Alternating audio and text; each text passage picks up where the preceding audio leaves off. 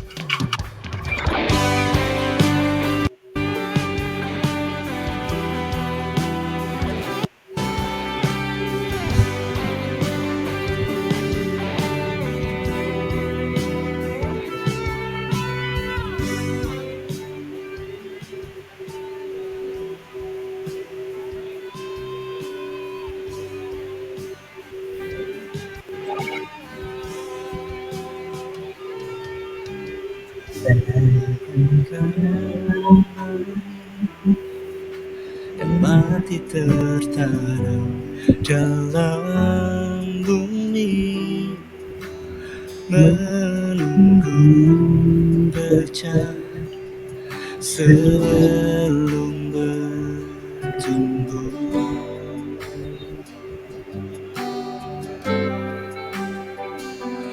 Begitulah hidupku yang ada di dalam rencanamu. Matikan kelakuanku dan kau hidup di dalamku. Kau semakin bertambah, semakin bertambah, ku semakin berkurang.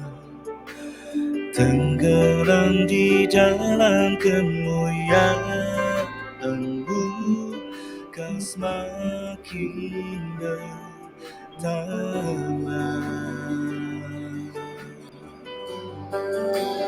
Benihku salibmu di setiap waktu, biar kebenaran-Mu jadi semakin nyata dalamku. Kau semakin bertambah.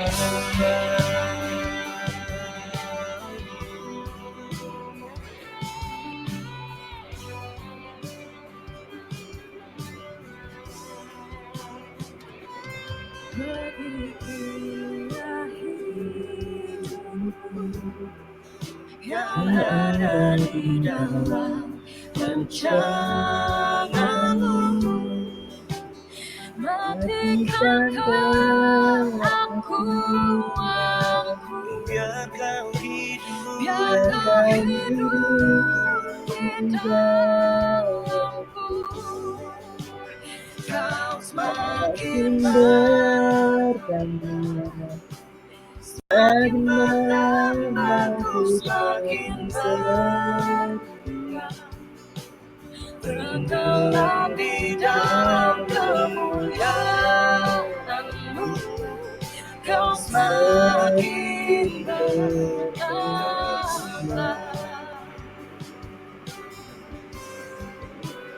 Memikul salibmu di setiap waktu, biar kebenaran-Mu jadi semakin nyata dalamku.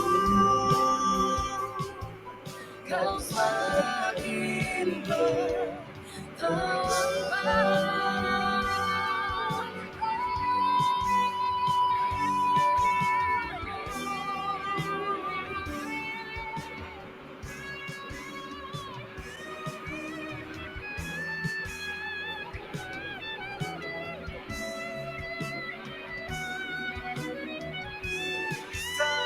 Semakin bertambah, semakin bertambah, semakin berkurang. Tenggelam di dalam kemuliaan-Mu, kau semakin bertambah.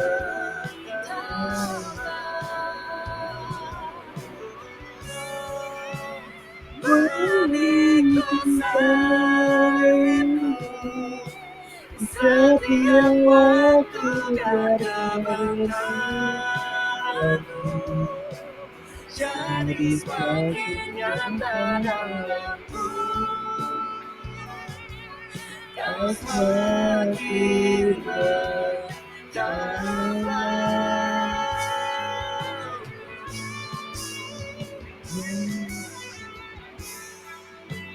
Nyata dalam hidupku, kau semakin bertambah.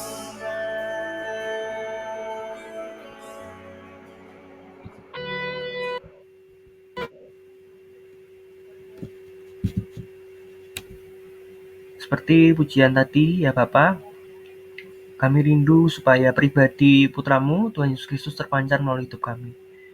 Tuhan Yesus, biarlah Engkau semakin bertambah dalam hidup kami semakin berkurang. Biarlah Engkau menjadi Tuhan yang sejati dalam hidup kami, menjadi Raja yang sejati dalam hidup kami, sehingga kami dapat tunduk sepenuhnya pada perintah-Mu, khususnya dalam membagikan belas kasihan kepada sesama kami yang kesusahan.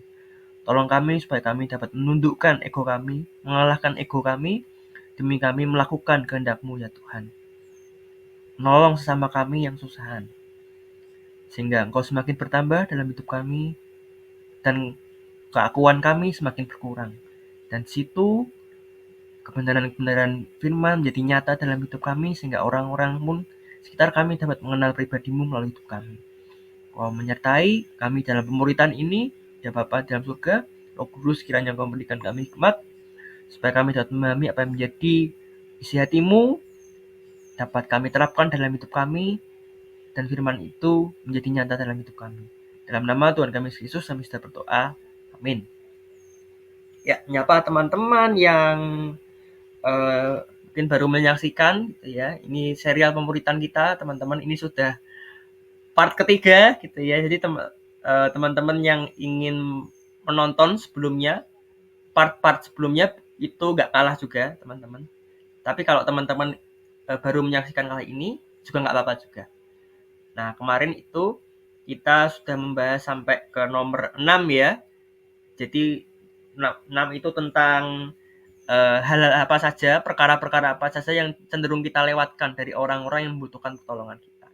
Nah, tapi selanjutnya kita akan lanjut lagi teman-teman ya, di nomor selanjutnya ya, yaitu di nomor yang ke-7.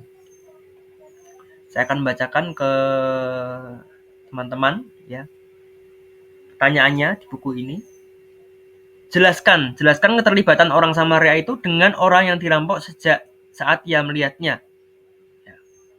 Menurut teman-teman apa? Bagaimana keterlibatan orang Samaria itu dengan orang yang dihabisi itu ya, yang setengah mati?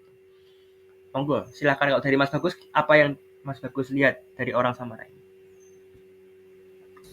Baik, terima kasih sebelumnya. Kalau kita melihat di ayat 33 sampai 35, kalau di ayat 33 ini, di bagian pertama ya, lalu datang seorang Samaria yang sedang dalam perjalanan ke tempat itu, dan ketika ia melihat orang itu, tergeraklah hatinya oleh belas kasihan. Nah, di bagian ini ya, kalimat terakhir di ayat 33 itu, tergeraklah hatinya oleh belas kasihan. Jadi itu keterlibatan yang pertama. Kemudian di ayat 34, ia pergi kepadanya. Jadi tidak hanya belas kasihan gitu ya, tetapi dia juga ada tindakan yang nyata dengan pergi kepadanya. Kemudian yang ketiga, lalu membalut luka-lukanya gitu ya. Kemudian sesudah ia menyiraminya dengan minyak dan anggur. Itu sudah berapa? Belas kasihan, pergi, kedua membalut luka-lukanya gitu ya. Tiga ya, tiga, empat gitu ya. Terus kemudian kemudian ia menaikkan orang itu ke atas keledai tunggangannya sendiri, gitu ya, berarti 4 gitu ya. Lalu membawanya ke tempat penginapan 5 dan merawatnya, gitu ya. Tidak berhenti di situ, di ayat 35. Keesokan harinya ia menyerahkan 2 dinar kepada pemilik penginapan itu berarti sudah berapa? 6 ya. Katanya, rawatlah dia, dan jika kau belanjakan lebih dari ini, aku akan menggantinya waktu aku kembali. Itu berarti 7. Jadi keterlibatannya banyak sekali ya. Sekitar 7 tadi ya. 7 tindakan nyata yang dilakukan oleh orang Samaria ini gitu ya. Diawali karena tergeraklah hatinya oleh belas kasihan. Itu Kak Noel. Jika kita melihat di ayat 33 sampai 35. Iya. Oke, terima kasih ya Mas Bagus ya. Jadi ada 7 step tuh ya menurut Mas Bagus. Jadi orang Samaria itu tergerak belas kasihan sampai orang itu membayar penginapan orang itu. Nah, kalau Mas Bagus 7 step, teman-teman, nah saya ringkas jadi 4 step gitu ya. Saya ringkas jadi 4 step. Yang pertama itu tergerak oleh belas kasihan ya, di ayat ke-33. Jadi orang Samaria itu tergerak oleh belas kasihan. Nah, kalau teman-teman lihat di kisah pelayanan Tuhan Yesus, jadi saat Yesus melihat orang-orang yang kesusahan, ya, misalnya orang-orang yang sakit, yang kelaparan, Yesus juga tergerak oleh belas kasihan. Jadi saat kita menolong sesama kita, ya, apakah belas kasihan kita yang tergerak atau ada motivasi lainnya, teman-teman? Nah, kita harus evaluasi di sini. Seperti Yesus yang tergerak oleh belas kasihan, demikian juga kita pun juga harus tergerak belas kasihan kepada sesama kita. Juga ini di orang Samaria ini ya, orang Samaria tergerak belas kasihan karena melihat orang itu babak belur ya, sekarat, sehingga ia menolongnya ya. Nah, yang kedua adalah mengobati dan membalut luka orang itu di ayat ke-34 ya. Nah, menarik sini ya, ini menggunakan minyak dan anggur teman-teman. Nah, pada saat itu memang pada zaman itu minyak dan anggur itu sering digunakan untuk menyembuhkan luka ya. Jadi obat untuk penyembuhan luka yang efektif pada masa itu adalah minyak dan anggur. Nah, kalau kita kaitkan dengan kajian teologis ya, nilai teologisnya ya, itu seperti saat orang Samaria itu membalut luka-luka, itu adalah cerminan Tuhan yang membalut luka-luka kita, teman-teman. Itu adalah cerminan Tuhan membalut luka-luka yang diakibatkan oleh dosa-dosa kita, teman-teman. Jadi orang Samaria itu membalut luka-luka orang yang babak belur itu secara fisik, tapi kalau kita telisik lebih dalam lagi, itu adalah cerminan Tuhan yang dengan sabar membalut luka-luka rohani kita, luka-luka emosional kita, ya, membebat luka kita sehingga kita jadi pulih kembali, teman-teman. Ya, mungkin ada teman-teman yang mengalami luka emosional, luka batin, luka fisik sekalipun. Nah, biarkan Tuhan itu yang membalut luka-luka kalian, luka-luka rohani, luka-luka emosional. Ya, karena ia pribadi yang layak dipercaya. Seperti orang Samaria ini yang membalut luka-luka yang dialami oleh orang itu. Dan mungkin banyak sekali lah luka-luka yang dialami ya sampai orang itu sekarat. Ya, demikian juga Tuhan ya. Apapun luka-luka kita ya, luka-luka masa lalu kita datang kepada Tuhan, dan Tuhan akan dengan sukacita membalut luka-luka kita saat kita datang kepadanya. Dan kemudian yang ketiga adalah membawa orang tersebut ke penginapan dan merawatnya ya. Nah, jadi orang Samaria itu juga tidak hanya membalut luka-luka orang, tapi juga membawa orang yang dirampok itu ke tempat penginapan. Ya. itu menunjukkan kepeduliannya, kasihnya kepada orang itu. Nah, penginapan ini dapat ditafsirkan sebagai gereja Tuhan, teman-teman ya. Karena itu ini ya, John Gill mengatakan, gereja Kristus tempat Injil membimbing, mengarahkan dan membawa jiwa-jiwa.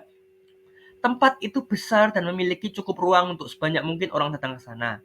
Dan penuh dengan perbekalan dari segala jenis yang ditandai dengan roti, susu, anggur, pesta, makanan lezat, meja yang disediakan, perbekalan Sion, kebaikan dan kemewahan rumah Tuhan. Jadi gereja ini adalah tempat penginapan itu. Gereja adalah tempat penginapan itu adalah cerminan dari gereja itu. Intinya di dalam gereja manusia dapat mengalami kepuasan dan secara spiritual. Di dalam gereja, gereja menyediakan segala sesuatu yang dibutuhkan oleh manusia secara rohani, teman-teman. Karena di dalam gereja, manusia dididik, dibimbing, diarahkan di dalam Injil, sehingga seorang itu dapat menjadi pribadi yang berkenan di hadapan Bapa. Dan juga ini juga berarti komunitas tempat kita. Di KTB, di Komsel, Komcil, atau Connect Group, teman-teman. Family Group, ya, yaitu apapun namanya itu. Nah, disitulah penginapan kita gitu ya, sebagai orang-orang berdosa. Nah, jadi di dalam gereja Tuhan, ya kan, Tuhan memberikan segala sesuatu, segala perbekalan, segala sesuatu yang dibutuhkan untuk kerohanian kita.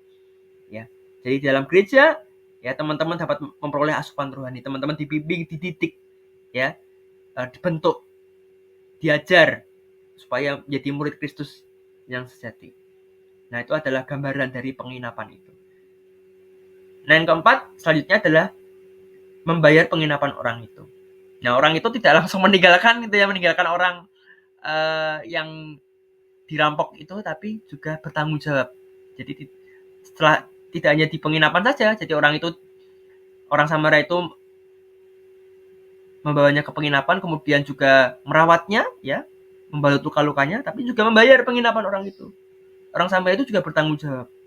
Nah, demikian juga itu adalah cerminan Kristus yang menyediakan segala sesuatu yang dibutuhkan oleh gereja. Jadi cerminan Kristus yang menyediakan segala sesuatu yang dibutuhkan oleh gereja, teman-teman. Kristus memberikan kuasa, memberikan dana yang dibutuhkan, memperlengkapi gereja, sehingga gereja itu dapat menjadi tempat yang layak untuk memperlengkapi orang-orang percaya. Dan ini juga berarti komunitas, ya kan? Kristus memberikan kuasa, kemudian dana yang dibutuhkan kepada komunitas, supaya orang itu menjadi pulih kembali, pulih secara rohani, emosional, mental, ya seperti itu. Jadi orang Samaria itu sebenarnya adalah cerminan Kristus itu sendiri, yang membebat luka-luka rohani kita, emosional kita, dan kemudian yang membimbing kita, membawa kita kepada gereja supaya kita dapat bertumbuh semakin serupa seperti Kristus. Itu Mas Bagus, kira-kira ada komentar nggak dari sini, dari orang Samaria ini dan juga hubungannya dengan Kristus itu ya? Ya, terima kasih Kak Noel. Ya, jika kita lihat dari sudut pandang orang Samaria ya, sebagai gambaran gitu ya. Maaf, suara saya terdengar? Dengar Mas, ini lebih jelas Mas. Ya, tadi sorry mic-nya belum saya dekatkan. Ya.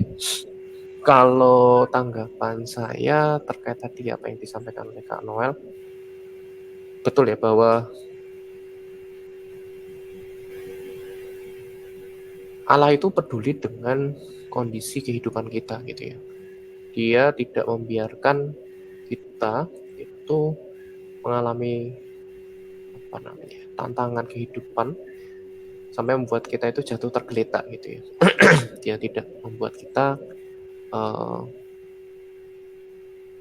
menanggung segala sesuatu itu lebih daripada apa yang kita miliki atau kekuatan kita gitu ya. Itu adalah cerminan tentang kasih Tuhan yang sejati gitu ya. Dan dia juga mengirimkan dalam tanda petik gitu ya, atau mengutus orang-orang di sekitar kita gitu ya. Kalau bahasa kerennya itu support system gitu ya, dukungan sosial. Ya, dukungan sosial. Sehingga pada akhirnya kita mampu berdaya lagi gitu ya. Kita mampu bangkit lagi gitu ya. Kita memiliki resilient gitu ya, karakter yang resilient.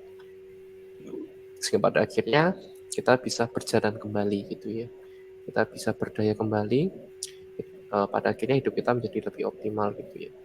Ya kalau saya jelaskan lebih lanjut, lebih panjang, yaitu sesi tersendiri ya teman-teman. Paling tidak kita bisa melihat di sini bahwa pemulihan itu melibatkan dua pribadi diri sendiri dan Allah gitu. Oke, sip. Nah, kebetulan kan saya sering membantu teman-teman di dalam proses perawatan luka psikologis gitu ya, atau luka mental gitu ya. Kalau orang tersebut datang gitu ya untuk konsultasi atau konseling, paling tidak dia sudah peduli dengan dirinya sendiri gitu ya. Dia sadar terhadap apa yang menjadi tantangan permasalahan kehidupannya. Kemudian pribadi Allah itu sendiri gitu ya, yang akan memberikan kekuatan dan kemampuan gitu ya bagi individu tersebut untuk bisa melalui setiap prosesnya gitu ya. Meskipun proses yang harus dijalani itu tidak menyenangkan, karena ya namanya proses pembentukan itu kan ya memang membutuhkan waktu ya. Nah itu seringkali di dalam proses pemulihan orang tidak mau ya, karena itu tadi prosesnya sakit, prosesnya lama, enggan untuk menghadapi sumber permasalahannya, enggan mengakui kelemahannya, dan lain sebagainya. Kalau kita kembali melihat dari orang Samaria, kita melihat bahwa orang Samaria ini sangat penuh belas kasihan gitu ya. Dia menanggalkan status sosialnya gitu ya. Dia mengedepankan sisi kemanusiaannya dibandingkan status agamanya gitu. Gitu sih. Nah, ada tambahan lagi gitu ya yang saya bacakan untuk teman-teman.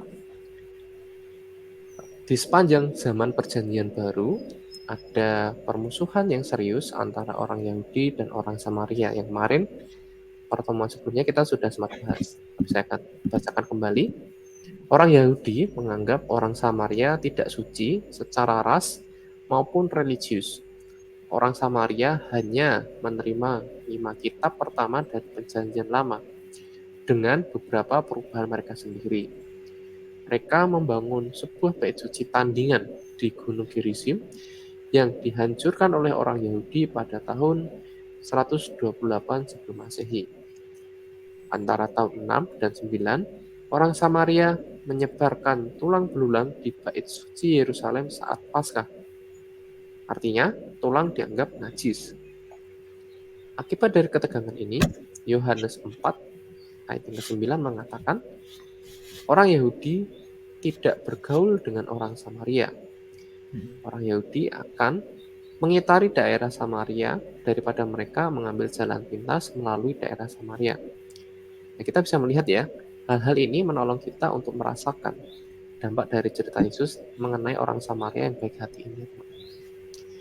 Jadi dia orang Samaria ini tidak terpengaruh gitu ya, meskipun dikucilkan oleh banyak orang. Jadi dia tetap melakukan kebaikannya karena hatinya memiliki belas kasihan. Iya, betul. Itu Kak Noel dan teman-teman. Iya, itu sangat menarik itu ya. Mas Bagus berikan tinjauan historis ya. Kalau boleh tahu sumbernya dari mana Mas Bagus?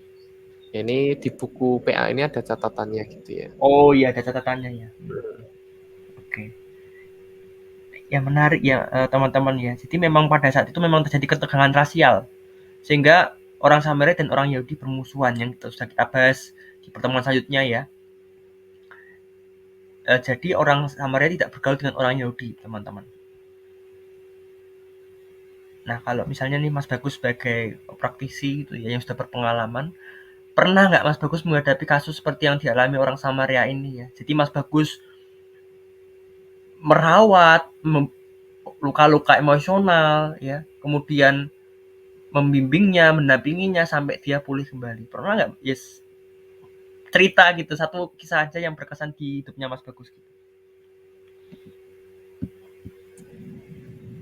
Cerita tentang merawat luka batin Emosional berarti ya. ataukah Jadi dari awal gitu lah Mas Bagus kayak pertemuan pertama, kemudian mendampingi dia, merawat luka-lukanya, membantu dia pulih sampai dia benar-benar pulih kembali. Ada nggak cerita yang bisa jadi berkat untuk kita semua?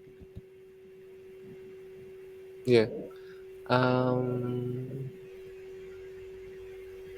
sepertinya saya sudah pernah cerita terkait ya kemarin Kak Noel pernah tanyakan ya, mendampingi salah satu rekan gitu ya yang punya permasalahan psikologis yang cukup serius gitu ya. Saya tidak perlu menyebutkan apa diagnosanya, Ya betul. tapi yang jelas itu membuat hati saya bergetar gitu ya, bergetar karena sangat mengasihi rekan ini. Kemudian di satu sisi secara kapasitas keilmuan saya saat itu belum mumpuni gitu ya, karena di dalam ruang praktik kuliah gitu kan itu hanya tidak sampai dalam tanda petik gitu ya menjumpai kasus yang sangat ekstrim kayak gitu ya. Dan itu membuat saya cukup gentar gitu ya, karena kan kalau misalkan saya salah memberikan intervensi atau pendekatan pertolongan secara psikologis gitu ya, karena saya juga belum punya lisensi gitu ya terkait dengan menangani permasalahan yang serius ini. Tapi pada akhirnya saya berdoa dulu kepada Tuhan gitu ya, Kak Noel dan teman-teman. Saya meminta hikmat kepada Tuhan untuk diberikan hikmat gitu ya, diberikan kekuatan, diberikan hal-hal yang diperlukan bagi saya secara pribadi gitu ya, untuk bisa menanganinya dengan tuntas gitu ya. Karena ya itu tadi, saya tergerak karena belas kasihan pada rekan saya ini.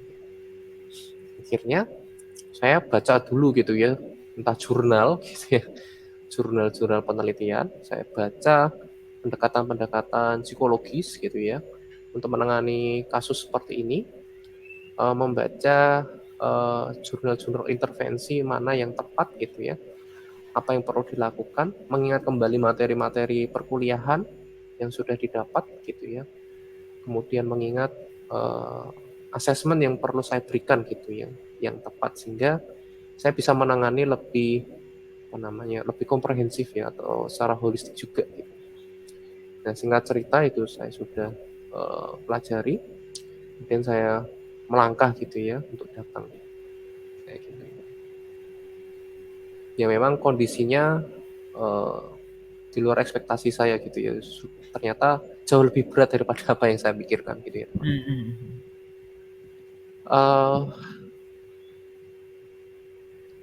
Ya rekan saya ini sudah kehilangan semangat hidup lah ya pada intinya.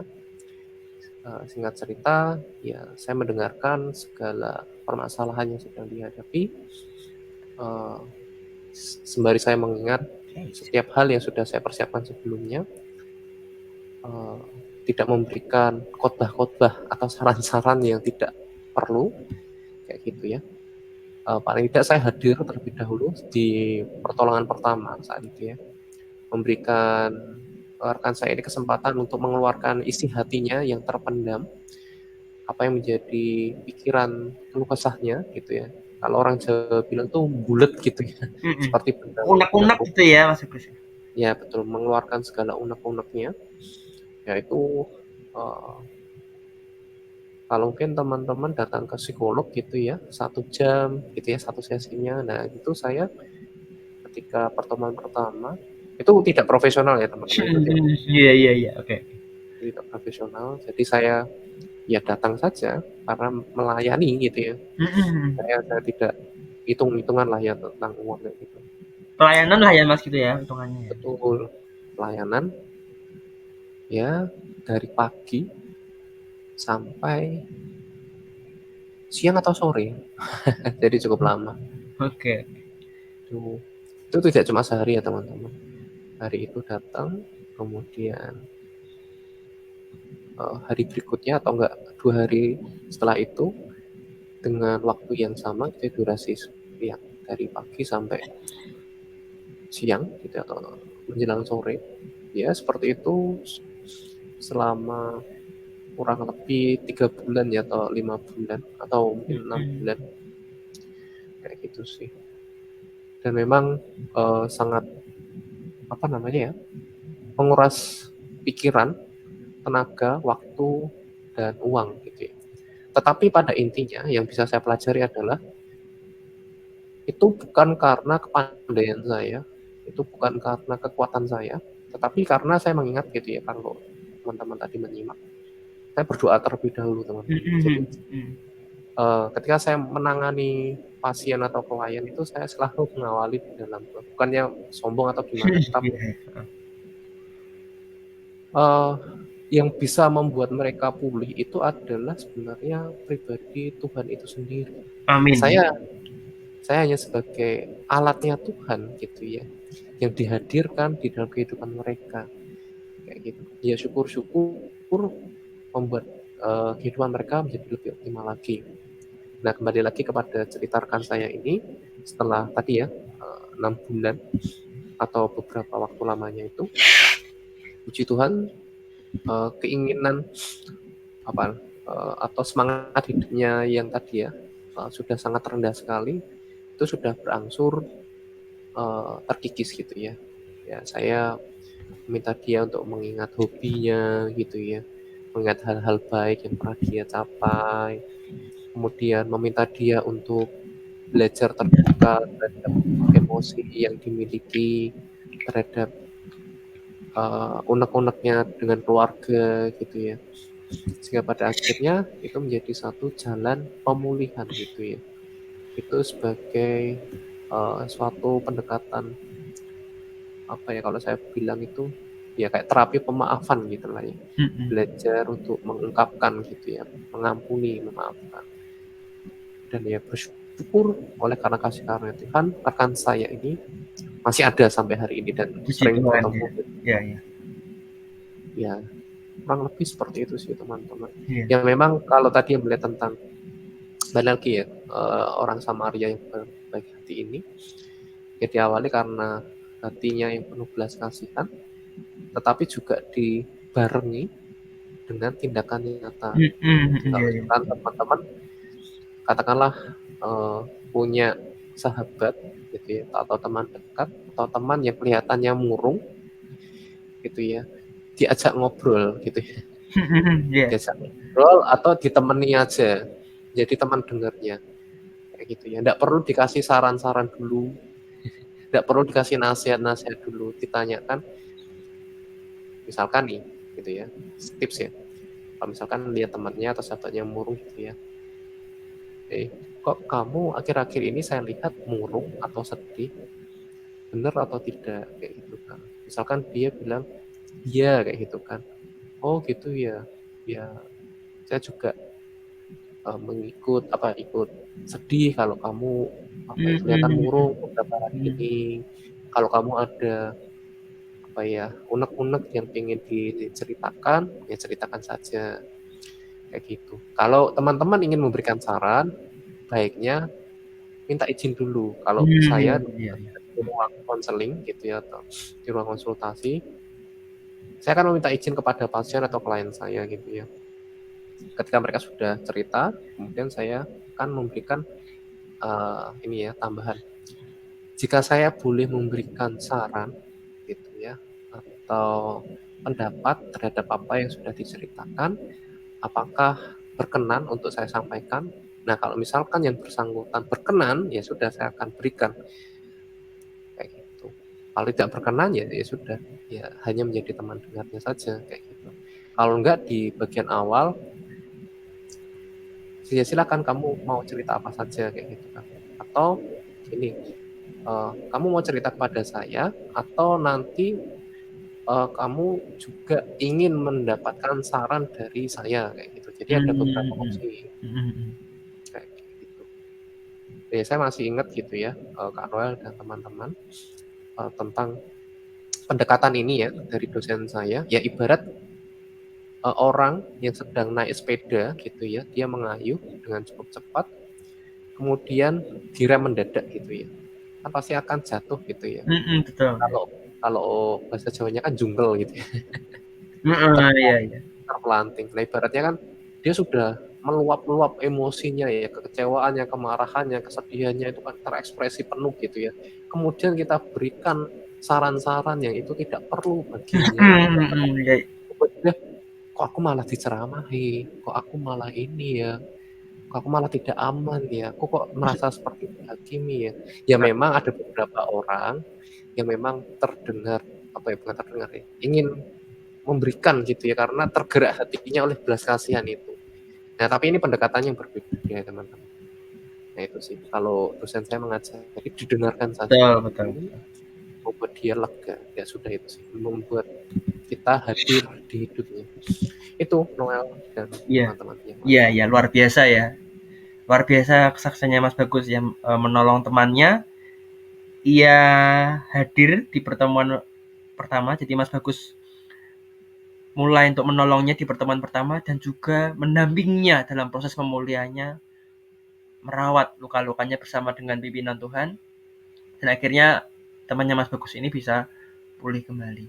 Dan juga ini pelajaran untuk kita semua ya, misalnya kalau teman-teman kalian ya, misalnya kalau teman-teman punya teman ya yang butuh pertolongan, yang murung, yang punya masalah, teman-teman bisa tawarkan pertolongan itu dengan cara yang baik gitu ya, dengan cara yang berhikmat ya. Nah, kadang ada orang yang perlu didengarkan aja ya. Ada orang yang perlu didengerin aja, teman-teman. Nggak perlu ceramah ya, khotbah, orang itu perlu didengarin aja. Nah, kecuali kalau orang itu minta saran ya. Nah, kita bisa memberikan saran yang tepat ya. Tentu kita harus berdoa dulu ya, supaya saran kita itu bisa tepat sasaran, seturut dengan kehendak Tuhan. Ya. Nah, ini kan kasus khusus ya Mas Bagus ya. Nggak semua orang mengalami kayak gini ya. Mungkin ada teman kalian yang mengalami seperti ini. Jadi ini mungkin jadi berkat bagi teman-teman semua. Nah, sekarang bayangkan situasinya berbeda, terbalik Mas Bagus. Bayangkan kalau misalnya Mas Bagus ini nggak nolong orang ini, Mas Bagus melakukan pekerjaan yang lain, gitu ya. Tesis misalnya kan, karena pada saat itu Mas Bagus kan tesis juga gitu ya, tugas-tugas kuliah. Apa yang akan terjadi pada orang ini kira-kira menurut Mas Bagus? Ya, bisa jadi rekan saya ini ya sudah tidak bisa berjumpa dengan saya gitu ya, karena kasusnya sudah sangat di ujung tanduk gitu sih teman-teman. Jadi ya itu sih kalau saya menduganya gitu ya, kalau tidak segera ditolong ya tidak akan berjumpa lagi dengan dia saat ini gitu, karena sudah ya di ujung tanduk sekali. Udah gawat darurat gitu lah Mas istilahnya ya Mas, kalau di rumah sakit itu ya Mas Bagus ya. Betul sekali. Kira-kira ada pergumulan nggak Mas saat kamu akan menolong orang itu, kayak ada bisikan iblis gitu kan, nggak usah tolong kayak gitu kan, kamu kan punya pekerjaan yang lain, repot gitu kan, kamu kan tadi cerita menguras energi, menguras waktu, nggak dapat bayaran juga gitu kan. Keluarin uang lagi. Terus ya kumat lagi orang ini gitu ya. Itu Mas Bagus ada bisikan-bisikan si jahat itu dari sebelum Mas Bagus melayani orang itu? Iya, kalau bisikan-bisikan nggak tahu sih bisikan iblis atau apa ya. Tapi ya selentingan gitu ya. Selentingan kayak gimana Mas bunyinya selentingan? Ya, waduh, lagi repot nih kayak gitu. Lagi repot gitu ya. Saat itu juga tadi yang Kak Noel sampaikan ya, harus mengerjakan tugas akhir gitu ya. Sembari juga memikirkan untuk laporan yang lain. Tapi di satu waktu itu ada panggilan yang mendesak gitu. Nah, sebenarnya kan studi kan juga panggilan mendesak ya teman. Iya, panggilan juga kan, panggilan Tuhan juga kan. Iya, sebenarnya kalau saya mau masa bodoh, tidak punya empati atau belas kasihan, ya sudah, maaf ya, aku tidak bisa datang karena sedang sibuk mengerjakan tesis gitu ya, dan laporan pasien. Iya. Dia cuma jawab gitu aja.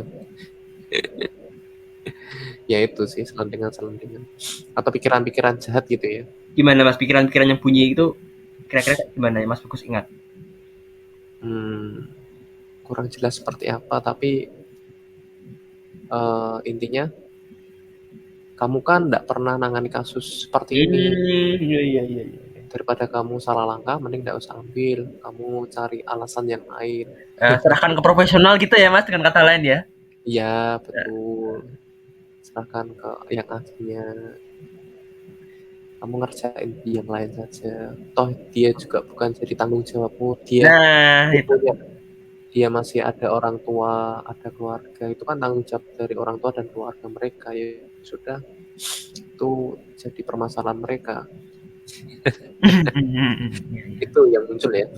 Pikiran-pikirannya. Dan cara kamu mengatasinya gimana Mas? Cara saya mengatasinya, ya saya lawan sih, maksudnya mengingat kembali ya bahwa saya juga pernah berada di titik yang hampir sama dengan rekan saya ini. Saya juga ditolong di dalam komunitas ya. Saya ditolong oleh kakak rohani saya atau PKTB saya gitu ya. Ketika saya berada di situasi yang sangat terpuruk, kakak rohani atau PKTB saya itu hadir gitu ya. Dia memberikan waktu dan sebagainya, dan itu yang menjadi dalam tanda petik teladan gitu ya. Ya pada akhirnya saya lawan dengan ya sudah, datang gitu ya. Saya tinggalkan sementara gitu ya tesis atau laporan pasien saya, meskipun ya hari itu saya bisa produktif ya untuk menyelesaikan. Betul. Iya. Gitu Kak Noel. Ya, dan akhirnya Mas Bagus menolong teman itu dengan segala pergumulannya. Tuhan pakai Mas Bagus dan akhirnya memang rencana Tuhan ya Mas Bagus ya, sehingga temannya Mas Bagus ini pulih. Dan yang Mas Bagus rasakan apa setelah teman itu pulih Mas Bagus? Yang saya rasakan adalah yang pertama,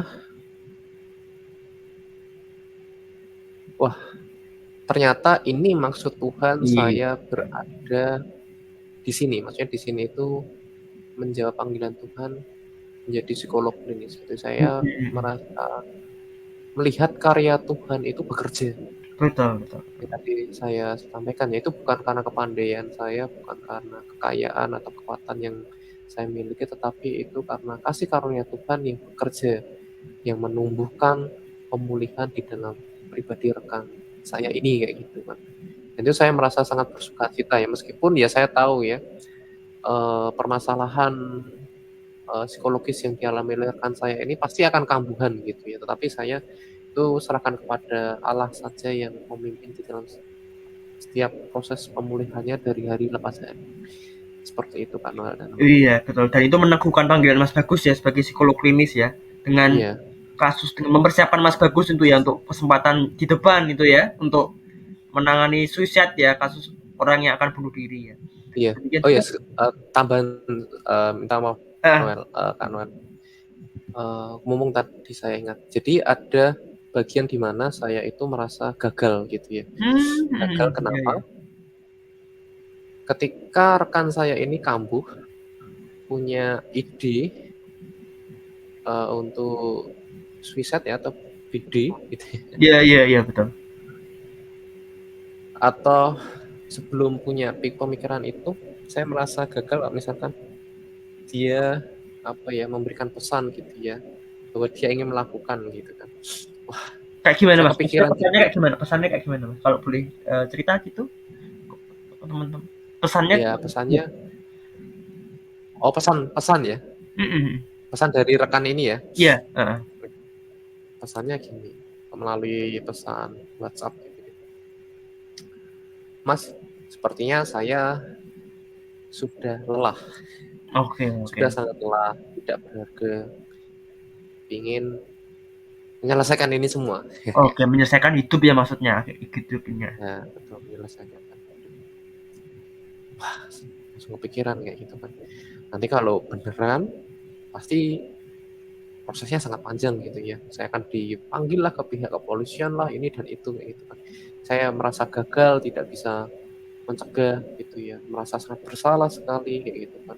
Wah, rasanya tuh kesedot emosinya gitu ya. Pikiran dan tenaganya tuh ke permasalahan rekan saya gitu ya. Iya, iya, iya. Ya kalau dalam istilah psikologi itu saya seperti spons gitu ya, menyerap energi Iya, negatif. iya, iya, menyerap energi negatif ya Mas Bagus. Nah, itu wah sangat melelahkan. Iya, Seharusnya kan tidak seperti itu teman-teman, karena harusnya. saya belum punya apa namanya ya, mekanisme untuk tidak menjadi spons itu tadi ya. Ya, akhirnya merasa sangat kewalahan gitu ya. Dan pada akhirnya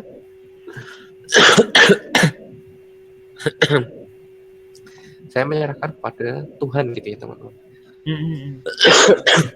Minta maaf karena masih batuk. Oke, oke. Iya teman-teman ya. Ya, jadi saya menyerahkan kepada Tuhan gitu ya. Dan saya juga ingat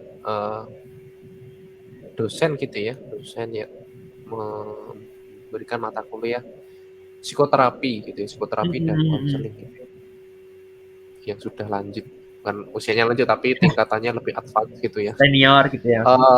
Ya sudah senior. Beliau mengatakan, ya beliau juga pernah mengalami gitu ya, menangani kasus orang-orang yang BD gitu ya.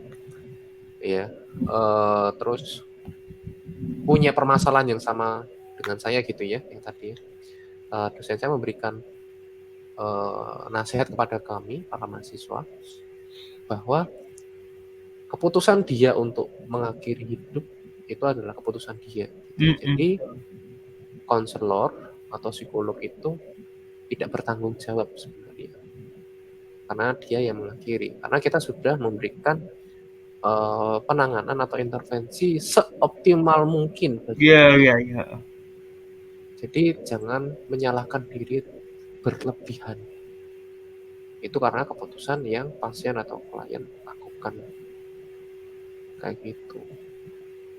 Ya karena yang bersangkutan itu sendiri yang memilih hidupnya, bukan psikolognya. Nah seperti itu sih. Itu Kak Noel dan teman. Iya Mas Bagus ya. Jadi tidak merasa bersalah sendiri ya Mas Bagus ya. Tapi karena keputusan bunuh diri itu ada di klien itu ya. Yang penting kita sudah melakukan yang semaksimal mungkin ya, seperti itu ya Mas Bagus ya. Betul sekali. Ya. Nah ini kan mungkin kita sedang berbicara dengan teman-teman remaja youth itu ya Mas Bagus ya. Mungkin ada teman-teman kalangan mahasiswa juga. Nah mungkin kasih dong Mas kayak tips-tips saat menghadapi teman kita yang mau bunuh diri itu, saat tindakan kita yang tepat kepada mereka itu apa gitu ya, sehingga mencegah mereka itu untuk bunuh diri seperti yang Mas Bagus lakukan itu. Silakan Mas. Ya, langkah sederhananya adalah kalau saya ya, kalau teman-teman yang mendengarkan sama orang beriman gitu ya, berdoa dulu. Minta kepada Tuhan hikmat untuk bisa memberikan tanggapan yang tepat. Sip. Karena jangan sampai apa yang kita lakukan itu malah bisa apa ya, dalam tanda petik ya, memperburuk keadaan atau menyinggung perasaan kayak gitu. Karena orang-orang yang demikian itu sangat sensitif gitu. Dia akan peka terhadap bahasa nonverbal. Bahasa nonverbal itu gimana ya? Misalkan perilaku. Iya, bahasa tubuh gitu mungkin ya Mas Bagus ya. Nah, bahasa tubuh. Kayak gitu. Misalkan kalau kita bercerita kepada dia tidak menatap matanya, nah dia pasti sangat sensitif gitu ya. Kok kenapa kamu berbicara padaku tidak menatap mataku? Ada yang salah ya? Nah, itu sangat sensitif kayak gitu ya, teman-teman. Misalnya main HP sendiri gitu ya, sambil main HP gitu kan. Wah, jangan. Nah, itu betul. Kalau ngomong sama orang lain, diletakkan handphonenya, fokus ke matanya, perhatikan mimik wajah lawan bicara kita, itu sangat menghormati. Nah, ketika menolong rekan kita yang punya pemikiran untuk bunuh diri gitu ya, atau suicide, Ya, selain tadi yang berdoa yang pertama, kemudian yang kedua adalah datang kepada dia dengan penuh belas kasihan. Oke, oke.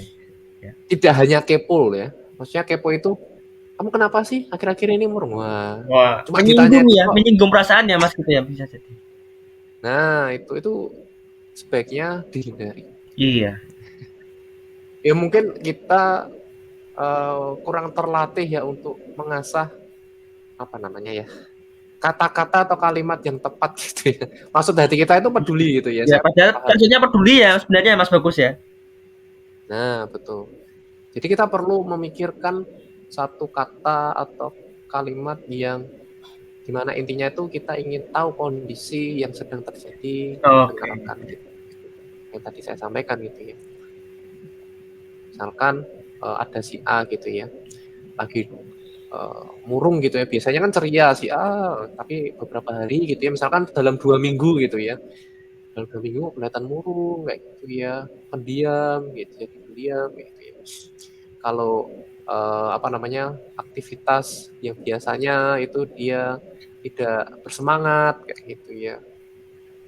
Sesekali mungkin nangis kayak gitu ya, atau matanya sembab gitu ya. Itu kan menunjukkan gejala-gejala gitu ya, salah satunya gitu. Terus kemudian diperkuat dengan adanya misalkan kalau teman-teman punya media sosial yang mereka ada perkataan yang mengarah kepada pikiran mengakhiri hidup.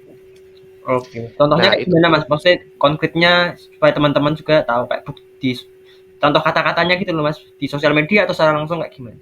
Simptomnya, gejalanya gitu, contoh-contoh. gejalanya. Oh, ya.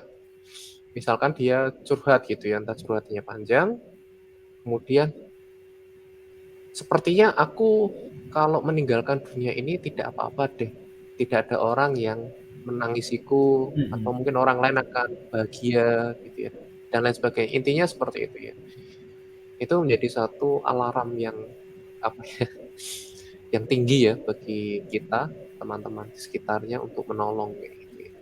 Jadi itu jangan dianggap suatu hal yang remeh gitu ya, teman-teman. Hmm. Nah, di dalam jurnal penelitian, orang yang sudah punya pikiran untuk mengakhiri hidupnya, besar kemungkinan dia akan melakukan tindakan itu Oh iya iya. jadi nyata kayak gitu.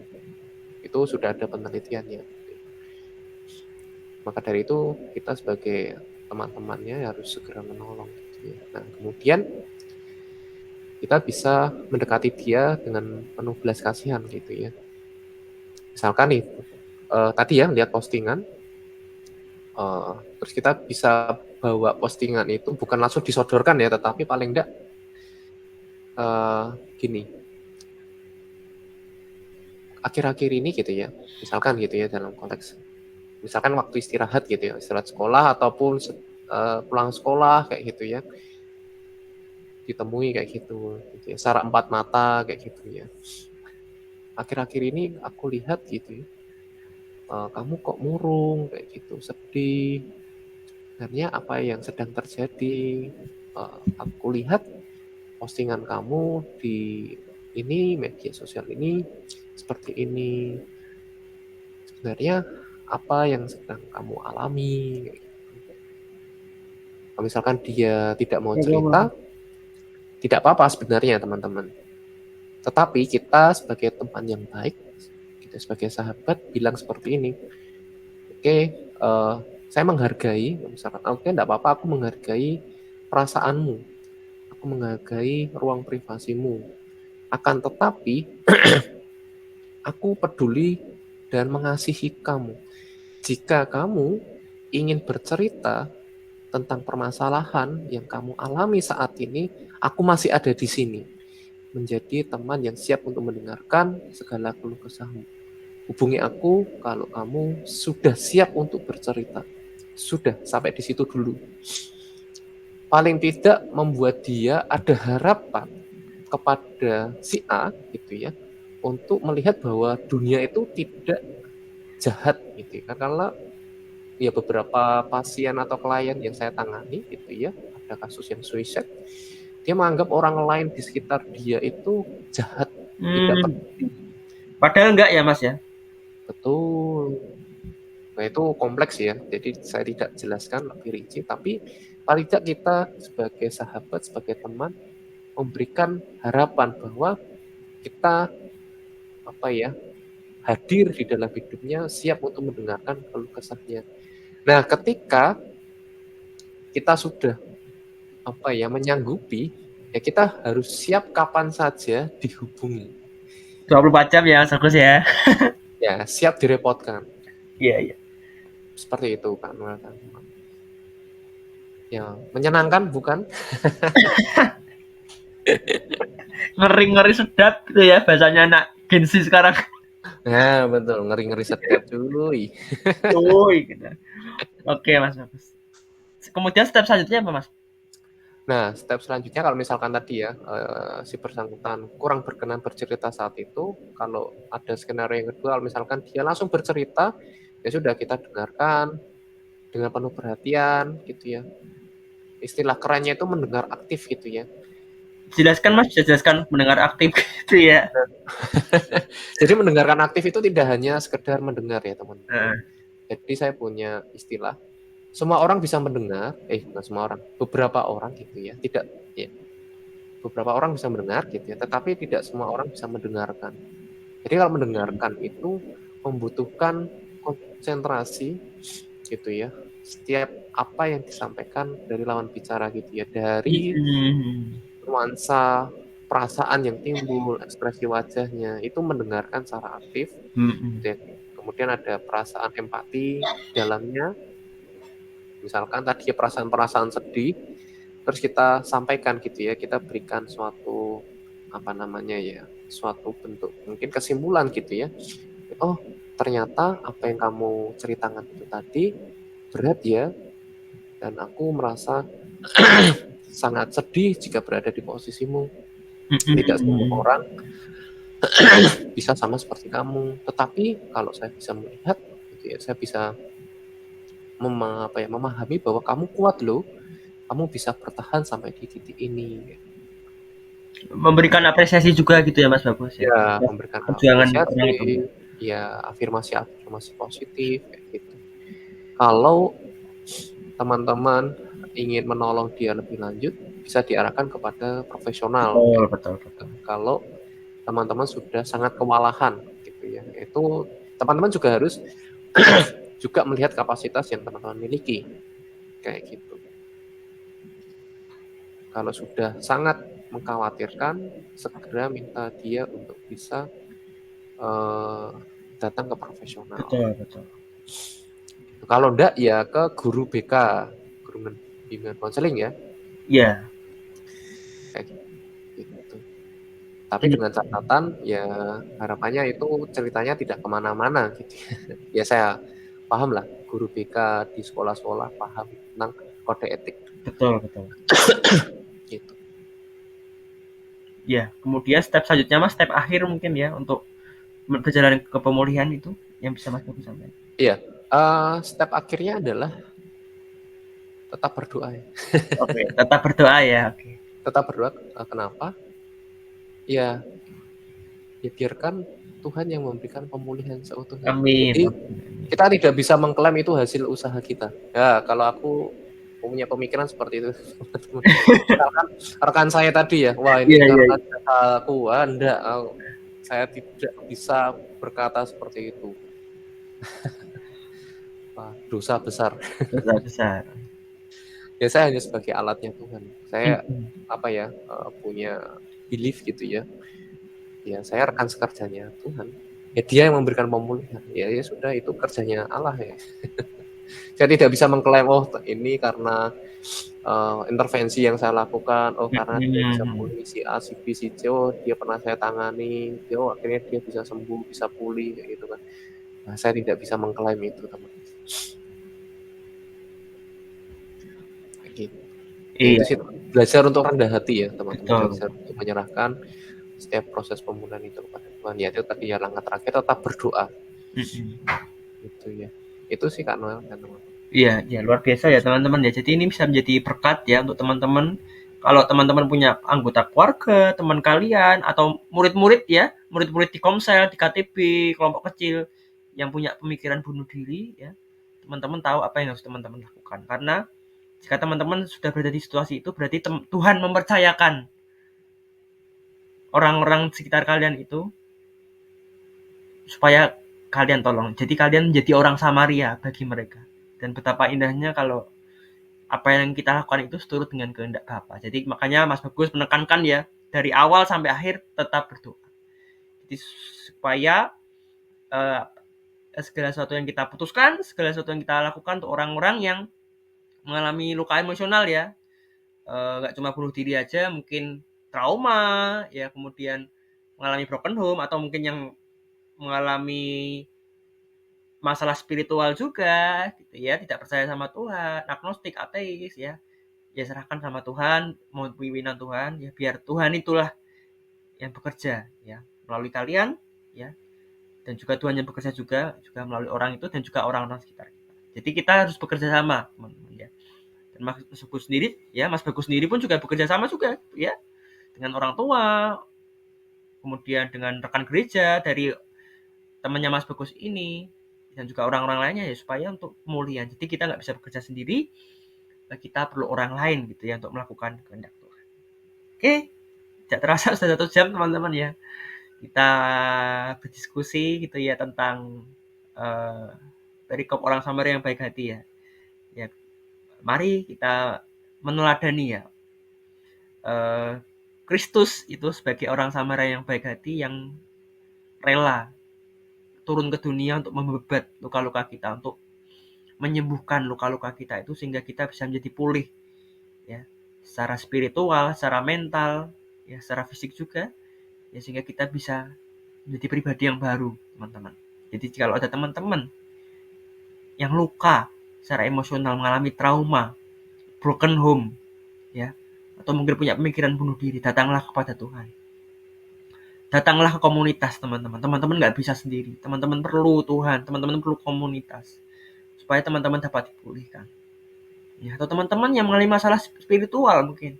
Teman-teman ragu akan keberadaan Tuhan, tidak percaya Tuhan. Mengapa ada banyak hal yang buruk yang terjadi dalam hidup teman-teman? Ya, teman-teman datang ke Tuhan, berdoa pada Tuhan, datang ke komunitas.